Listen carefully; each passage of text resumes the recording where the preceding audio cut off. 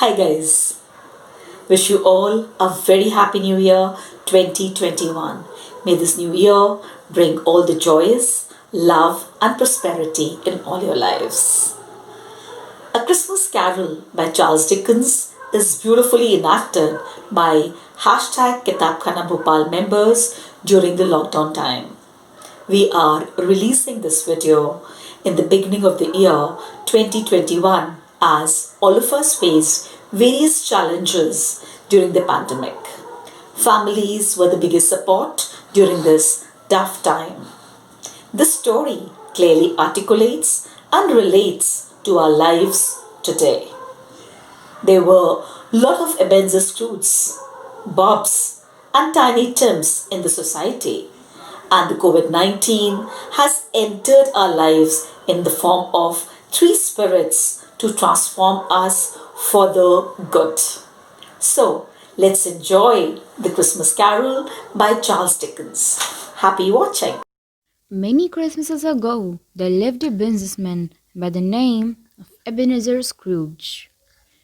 Everyone knew Mr. Scrooge, but not because he was popular, and certainly not because he was generous. The name Scrooge became synonymous with greed and selfishness and was often used in place of other words that don't belong in polite conversation. Ebenezer Scrooge made his fortune in banking, partnering with his friend Jacob Marley, who was just as stingy as Scrooge. Together, they did everything they could to squeeze every last cent out of everyone around them. They lent money to people who needed it, but if you were even a minute late in paying it back, Marley and Scrooge would take everything you had, even the shirt off your back. They foreclosed on schools, hospitals, even orphanages. They took money forever they could get. There was nothing those two liked more than money. Their hearts were as hard and cold as the gold coins that dangled in their pockets. Jacob Marley passed away a few years back, and as Mr. Scrooge sat alone in his dark office, he sometimes thought of Marley, but when he did, he would try to force all of those sad memories out of his head by focusing on his money. He stepped out of his office and stood menacingly over his assistant, a kind and timid young man named Bob Cratchit. Cratchit, have you got finished filing those papers yet? Almost, Mr. Scrooge.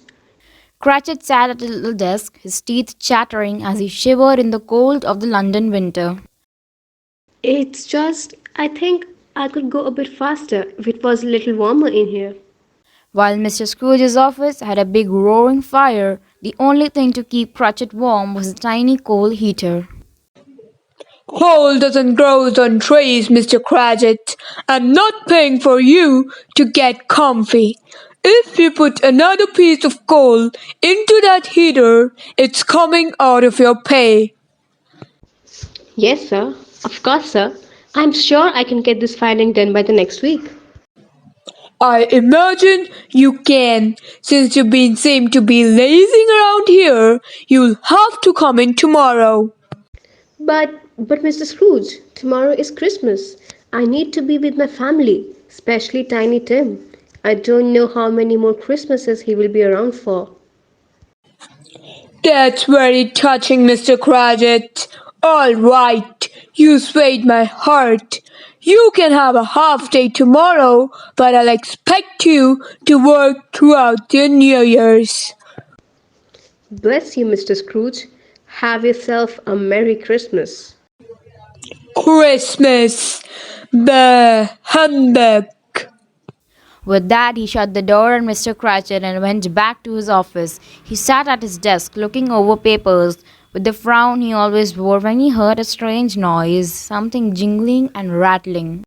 At first, he thought it was a set of sleigh bells from the street, but when he heard it again, it was definitely coming from upstairs where he lived. Slowly, he crept through the halls, peeking cautiously into empty rooms. But just as he decided he was going mad, he heard moaning coming from the stairway behind him. Scrooge's face turned white as the all too familiar figure he saw hovering over the stairs, watching him with large, sad eyes. It was Jacob Marley, in the flesh. Well, sort of. He looked very much like Scrooge remembered him, except that he was transparent and dragged heavy chains from his arms and legs. Ebenezer Scrooge, I have come to give you a grave warning. You must change your wicked ways, or you will wind up cursed like I am. You see, I forged these chains through a lifetime of greed and heartlessness, and I know you well, old friend. I'm sure your chains will be heavier. That is why, tonight, you will be visited by three spirits who will try to open your heart. If they cannot teach you, you will be doomed to walk the earth in chains like me. The ghost vanished before Scrooge could ask another question. Now, looking around the deserted stairway, he saw no sign of the ghost, no proof that it had never really happened at all. Perhaps I'd just be seeing things. He decided he just needed to get some sleep, so he retired to his bedroom and crawled into bed. He had not been asleep for long when his window opened by itself and a cold winter wind blew in. He shivered and got out of bed to close it. When he turned around, he saw a beautiful woman standing in front of him wearing a long dress of blue light. I am the ghost of Christmas past. Christmas, the humbug. If there's some sort of charity, you can just forget it. You won't get any money from me. I am not here for your money, Ebenezer. I have came to rekindle your love of Christmas. I hate Christmas. It's nothing but an excuse for lazy people to get out of work. That's what you say, but that wasn't always the case. Let me show you something.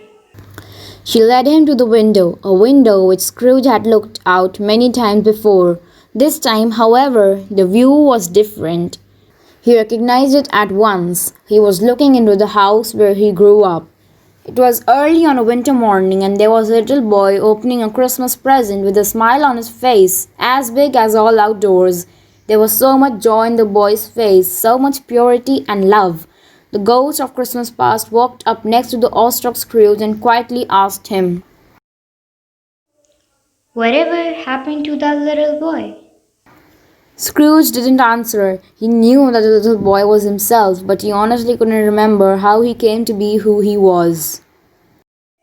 You've fallen a long way, Ebenezer. Scrooge seemed to regain a control of himself. Well, time changes. People changes. But same people change like food. Left out for too long, they go bad. She disappeared, leaving Scrooge alone with his thoughts. He tried to go back to sleep, but he remembered what Marley said about three spirits. The thought of another ghostly visitor kept him awake with fright. Tossing and turning, he thought he heard a noise. It was a loud thump, and it came from the kitchen. He snuck through the dark hallways and peeked in. It looked as though someone was cooking, someone hungry and someone with no sense of taste. Laid out were bread, fish, cheese, pickles, and half of a pumpkin pie. Scrooge wondered who could eat like this, and as the refrigerator door closed, he wished he hadn't, because there stood a giant of a man, round and rosy. Are you a ghost too? I am the ghost of Christmas present. He replied with his mouth full of pumpkin fish pie sandwich. Are you going to show me more visions? Well, I did come all this way. There's something important you need to see. He grabbed Scrooge by the wrist and the whole kitchen vanished. Now they were in another house, a much smaller one. In the family's dining room, which in a house with so few rooms, served as spare room, lounge, and study, Bob Cratchit sat at the head of the dinner table and led the family in prayer. Lord, thank you for the glorious banquet that you have provided us on this Christmas Eve.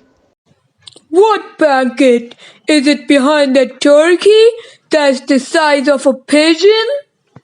No, that is the banquet. That's the biggest bird they could afford. But yet, they seem so happy. Please look after our family, especially Tiny Tim, who needs your miracles the most. Scrooge remembered Cratchit mentioning the name before, but he never really paid attention. But now he carefully observed the boy. He was small and thin, underweight in fact, and he carried a tiny wooden crutch because he could no longer walk well. He looked very sick, but his eyes shone bright with warmth and innocence. Also, please bless Mr. Scrooge and let him have a Merry Christmas.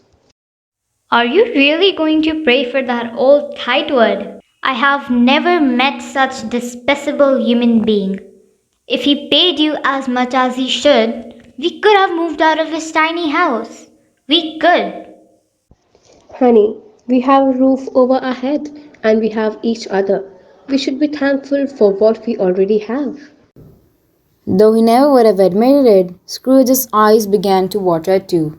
Tell me, Spirit, what will become of Tiny Tim? Will he get better? If nothing changes, I see an empty chair and tiny crutch without an owner.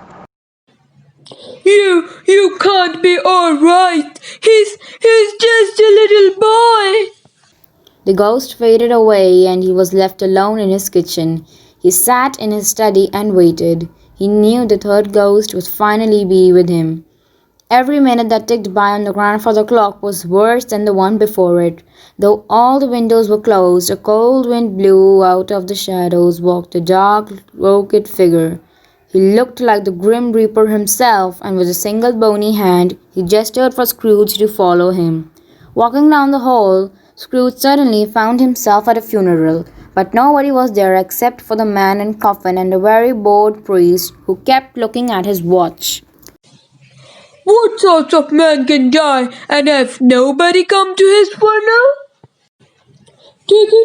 Doesn't anyone miss him? Doesn't anyone love him?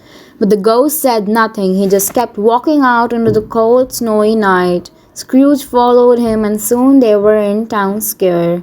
He just kept walking through the freshly fallen snow until they came to a vast opening on the other side of the town. In the dim light, Scrooge could make out the outline of headstones. A graveyard? Why have you taken me here? This ghost pointed out into the distance. Scrooge tried to follow where he was pointing, but it only led out into a sea of graves. Nervously, he worked his way through the headstones, occasionally looking back at the ghost for some sign, but receiving none. As he looked back over his shoulder, he tripped on a tree root and fell face first into the dirt. As he looked up, he saw an old grave that had been untended and overgrown with ivy. As he clawed it off, he read, Here lies Ebenezer Scrooge. He expected it to say something about his life, but it didn't. Nobody in town could think of something nice to say about him. He leaned his head on the cold stone and began to cry. The empty funnel. They were all about me. Spirit, this can't be my future. I want more to be hated and forgotten. Wait, why would you show me things if I were unable to change them? No, I understand. I change, Spirit. You say I will change and be a kind and generous man from now on. As Scrooge jumped up, he found himself back in his bed. It was morning, and first his mind was blank, and as he yawned and scratched his head, but then he remembered his night. He ran to the window and shouted out to a boy on the street. You boy, what day is this today? Why, it's Christmas Day, sir. Oh, then I'm not too late. Take this money, buy the biggest goose you can, and deliver it to Mr. Cratchit. Keep the change for the troubles. Oh, now I have to go some shopping to do. A little while later, there was a knock on the Cratchit's door. Bob Cratchit opened it and was promptly knocked over by the line of people marching into his dining room, carrying plump meats, vegetables, and puddings. Someone offered Bob a hand from behind a load of wrapped Christmas presents, and he was shocked to see it was his boss. Mr. Scrooge, I was just about to leave for work right now. Work? Well, it's Christmas, isn't it? Well, yes, but yesterday you said. Bah, you always work so hard. You deserve a vacation. Why don't you come back to work after New Year's? Oh, thank you, Mr. Scrooge. Just be in your office by 9 o'clock. After all, my new partner shouldn't be late. Cratchit's wife and Tiny Tim both came over to give Scrooge a hug. Together, they all enjoyed a great and merry feast, even Ebenezer Scrooge, who found that it gave him great joy to share his wealth, and he was never mean, cheap, or greedy again. So, my dear friends, the moral of Christmas Carol is that society can be transformed for better through love, compassion, and forgiveness.